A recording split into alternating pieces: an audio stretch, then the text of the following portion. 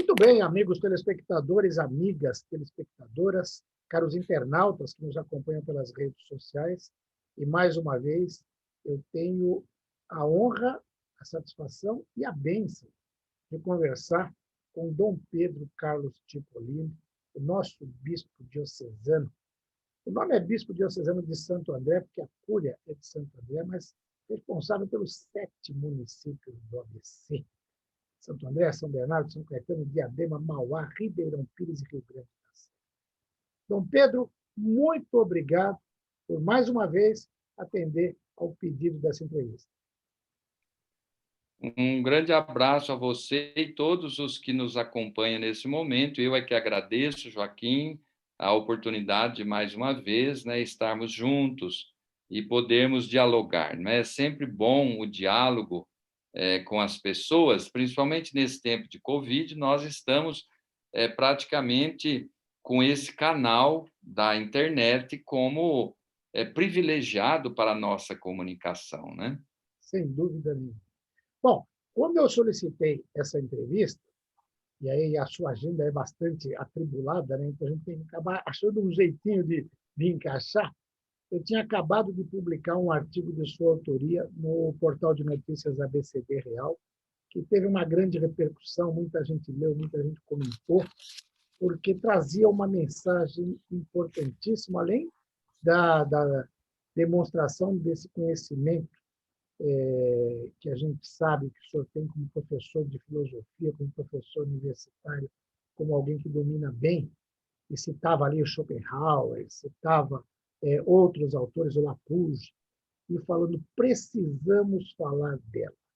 Porque na nossa cultura, como o senhor mesmo escreveu, a morte é um tabu, né? Mas nós precisamos falar, encarar de frente, porque ela é uma passagem mais do que necessária. É isso, Dom Pedro? Justamente. Eu escrevi aquele artigo pensando na realidade sofrida de tantas pessoas que perderam seus entes queridos e não puderam vivenciar o luto, não puderam fazer um velório, não puderam se despedir a contento. E eu pensei, realmente, isto não é só agora. Nós estamos numa cultura que rejeita falar da morte. Antigamente, no tempo passado, o assunto tabu na sociedade era sexo. Falar de sexo numa roda de pessoas era algo inconveniente, ninguém nem tinha coragem. Hoje é a morte. Se você toca nesse assunto, se desfaz qualquer conversa e parece que você está ofendendo as pessoas. Porém, nada faz tanto parte da nossa vida como a morte. Nós estamos morrendo desde o dia em que nascemos. Estamos caminhando para a nossa dissolução, o nosso fim. Não que isso deixe em nós ou deva deixar um pessimismo, mas um realismo que nos faz avançar na percepção de que a morte não é o fim. A vida não termina com a morte. A morte é uma passagem. A vida não é tirada, mas é transformada. De forma que é preciso falar da morte numa perspectiva positiva também. Então, a morte ela é uma realidade assustadora e trágica quando se pensa como os pagãos de antigamente, mas é muito antigamente, que a vida terminava com a morte, mas aos poucos a humanidade foi percebendo que a vida continua, mesmo antes do cristianismo, havia essa percepção já, né? Então é preciso falar dela. Sem dúvida nenhuma. Assim como é preciso realizar isso que a gente tem sido impedido em função da pandemia, que é o velório, né? Que é o adeus à pessoa vendo o corpo, porque o adeus é a morte, né? É muito importante viver o luto. Dizem que a pessoa que não faz o luto dos seus entes queridos, ela não fica bem. A pessoa não fica enterrada para você, ela não teve o seu fim. É o que eu digo lá no artigo, às vezes você conversa com a pessoa, convive com a pessoa, mas você não vivenciando, a morte daquela pessoa, você deixa inacabado o teu relacionamento com aquela pessoa. É como se deixasse alguém sem ser sepultado, psicologicamente falando. Por isso a vivência do luto, ela é muito importante. Todas as culturas antigas tinham noção disto, principalmente o povo etrusco, né, que foi o povo que deu origem à cultura romana. Eles viviam muito o luto e até hoje existem as pinturas nas tumbas e tal. Mas a nossa cultura rejeita. Parece que hoje, na nossa cultura, ficar doente é um pecado. Quer dizer, você estar doente, a pessoa tem que pedir desculpa por estar doente. E se morre, então, ela tem que pedir 1000 perdões, porque ela faz um transtorno.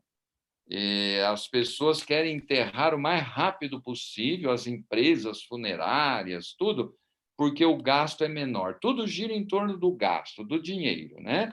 Então, se o velório demora, dá mais gasto, aluga por mais tempo o lugar, e assim vai. Tudo gira em torno do dinheiro. E, com isto, a vivência da realidade, da vida, da morte, fica prejudicada.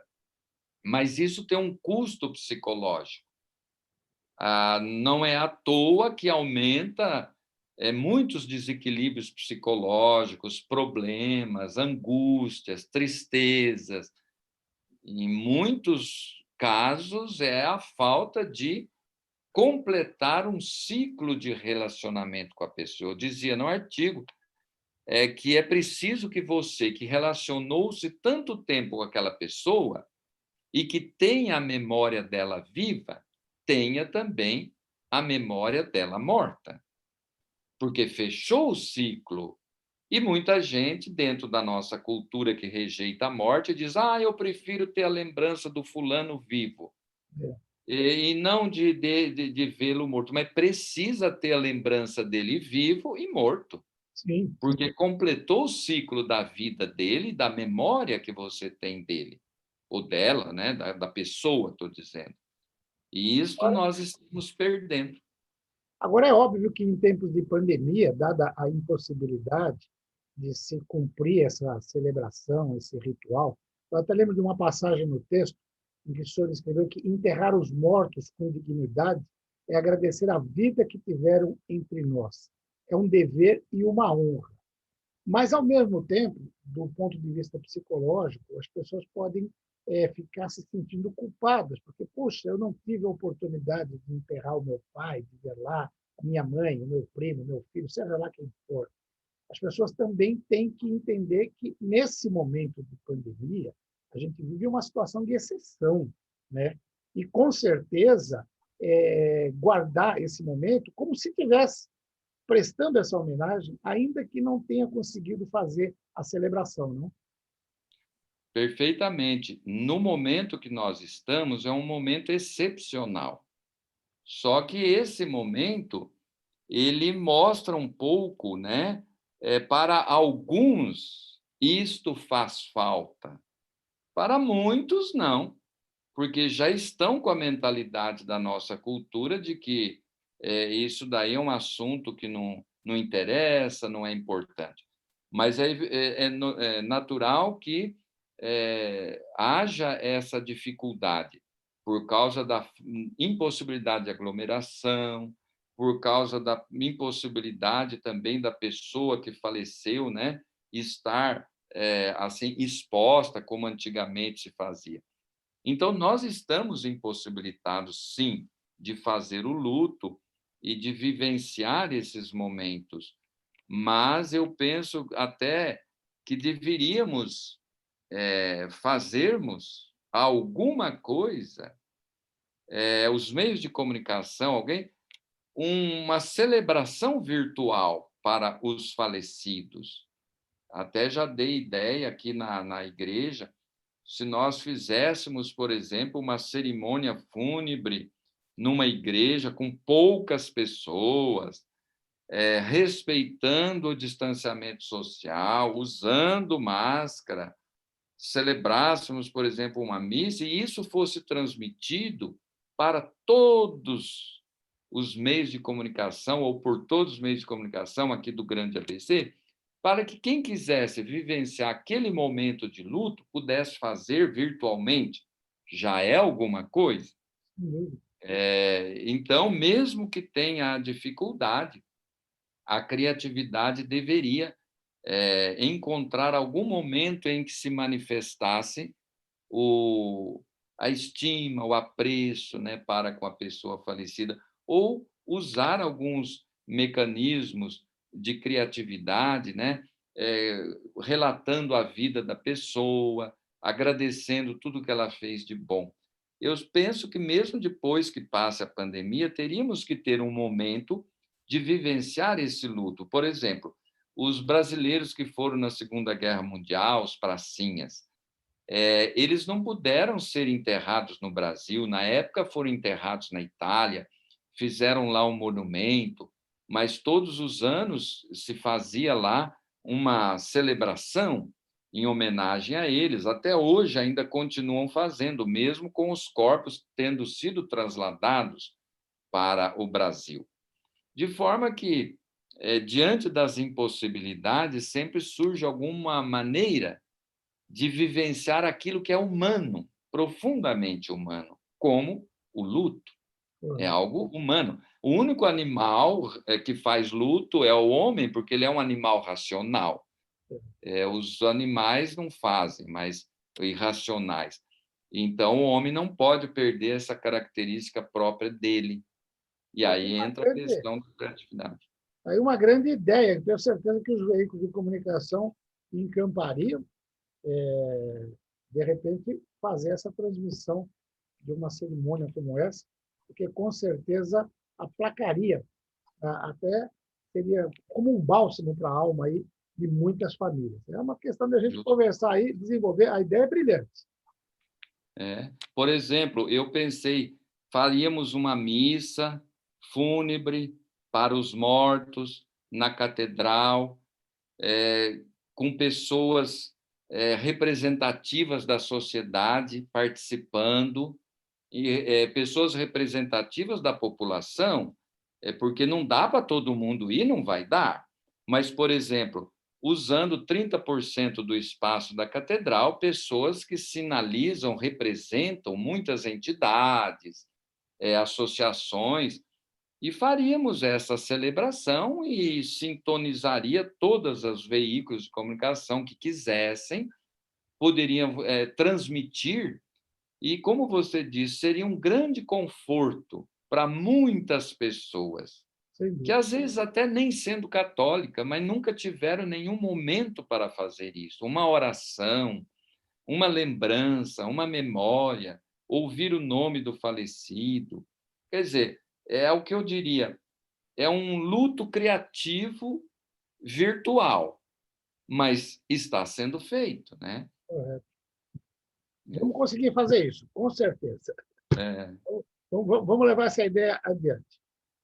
Ainda nessa entrevista, eu queria falar, a gente está falando de morte, mas falar também da celebração da vida. O senhor mesmo, há pouco tempo, lançou a campanha pela vacina, pedindo, convocando as pessoas para se vacinarem. E, felizmente, a gente começa, já nesse 4 de fevereiro, que é hoje, o dia da gravação dessa entrevista, idosos com mais de 90 anos de São Bernardo do Campo estão sendo vacinados em casa pela prefeitura, uma iniciativa que eu achei brilhante. A prefeitura tem o cadastro, então vai até a casa de cada um e vai vacinar. No sábado e domingo começa a vacinação no sistema drive-thru em Santo André, no Paço Municipal, no CRASA, nos grandes estacionamentos, em que as pessoas se cadastram pelo aplicativo da prefeitura, pelo site, e marcam o horário, inclusive, para ir tomar vacina. Na segunda, começa em São Caetano, ou seja, na região toda. A vacina já chega para quem tem mais de 90. Na outra semana, os que têm mais de 85. E, se Deus quiser, daqui a pouquinho vai chegar até a gente, que vai poder tomar as vacinas também. Como é que o senhor vê tudo isso que está acontecendo, o senhor que é um defensor da vacina? Ó, eu penso que a única saída que nós temos é a vacina. Se quisermos preservar a vida da população, se quisermos a retomada econômica, não tem outro caminho. Não tem. Isso não é só uma questão de inteligência, é uma questão de bom senso, está claro. Então, a vacina é a saída e nós temos que implementar. Por que eu digo isto? Porque em todas as pandemias passadas, foi a vacina que resolveu o problema. E por que agora a vacina não vai resolver?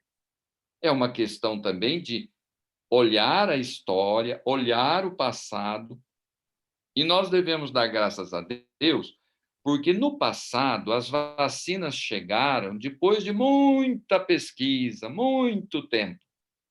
E agora a vacina chegou rápida. É preciso aproveitar e não ficar criando caso. Eu acho, tem um autor que diz uma frase, eu não me lembro o nome, que a ignorância ela é pior do que a guerra. A guerra em si já é terrível, mata muita gente. Agora, a ignorância é pior que a guerra, porque a ignorância trava o progresso, trava a evolução das coisas. Então, fazer campanha contra a vacina é uma ignorância e é também um retrocesso e uma falta de amor às pessoas. As pessoas que recebem a vacina, mesmo que a vacina não cubra a eficácia de 100%, mas na situação que nós estamos, se a vacina ela faz um efeito de 30, 40, 50% e faz mais que 50%, porque nenhuma é aprovada com menos de 50% de eficácia, está ótimo, é melhor que nada. Agora, esta insensibilidade de propor remédios que são condenados, que não são bons, que não funcionam, ou a negar o valor da vacina, isso até é desumano. É desumano. E não é bom, não pode. Nós temos que unir os esforços fraternalmente e nos convencer que a ciência nos ajudou a libertar-nos de muitas doenças. A ciência, ela levou avante a humanidade. Basta você pensar que até 1941 não existia penicilina. Olha só, a ciência, com a penicilina, produziu muitos antibióticos que possibilitam salvar vidas.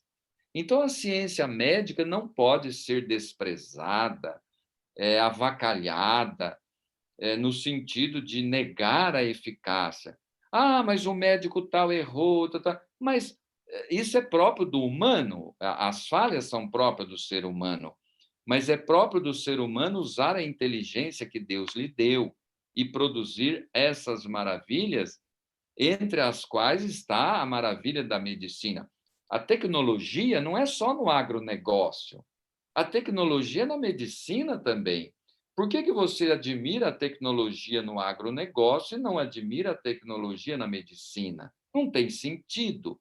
Então, de repente, parece que aquilo que é loucura tomou conta, né, de certas pessoas, situações, né?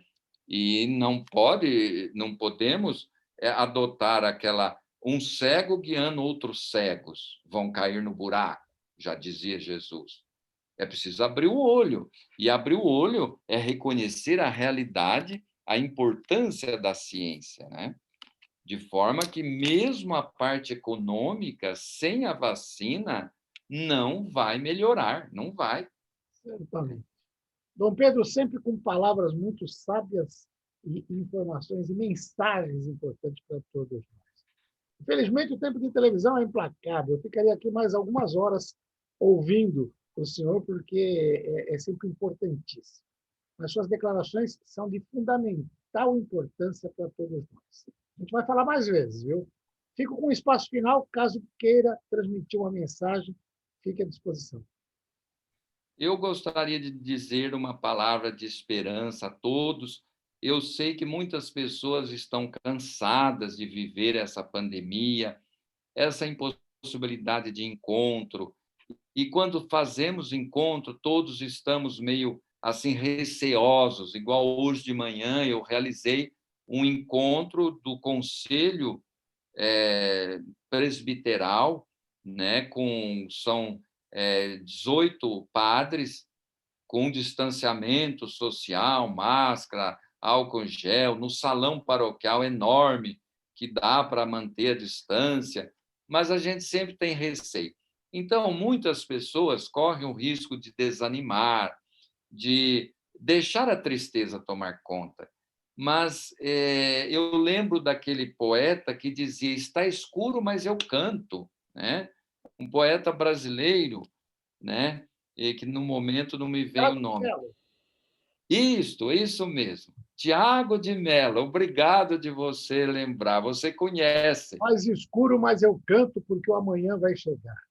Isto, olha que bonito. Eu gosto desse verso, porque é o que nós devemos viver. Faz escuro, mas eu canto, amanhã vai chegar. Já está chegando com a vacina. Então vamos nos unir. A solidariedade é importantíssima nesse momento. A Igreja Católica tem sido solidária, tem ajudado muitas pessoas em muitos sentidos. Nós tivemos vários padres que adquiriram Covid, atendendo à solicitação dos fiéis, indo nos velórios, e a caridade também. A sociedade também tem uma mobilização muito bonita de solidariedade. Nós temos que ver esse amanhã que está chegando e pedir a Deus a graça de perseverar sem desanimar. Que Deus abençoe a todos, abençoe o Joaquim Alessi, dê muita força, coragem, e você se cuida também, porque você é muito importante aqui para nós no ABC, viu, Joaquim? Assim como todos os comunicadores que estão fazendo um trabalho bonito. Eu admiro os cuidadores no hospital de campanha dos nossos municípios aqui do Grande ABC, os comunicadores. Que Deus abençoe a todos. Amém. Muito obrigado, Dom Pedro Carlos Cipollini. A gente vai voltar a falar mais vezes, porque essas palavras são essenciais para a gente. Eu lembrei da poesia do Tiago de Mello na hora em que o senhor falou, e ele fala assim que faz escuro, mas eu canto, porque o amanhã vai chegar. A noite já foi mais longe, mas o amanhã vai chegar. E, com certeza, um amanhã sempre bom e abençoado para todos nós. Muito obrigado pela entrevista e até a próxima. Amém. Obrigado. Até a próxima. Dom Pedro Carlos Cipollini, bispo diocesano de Santo André, de todo o ABC, falou com vocês.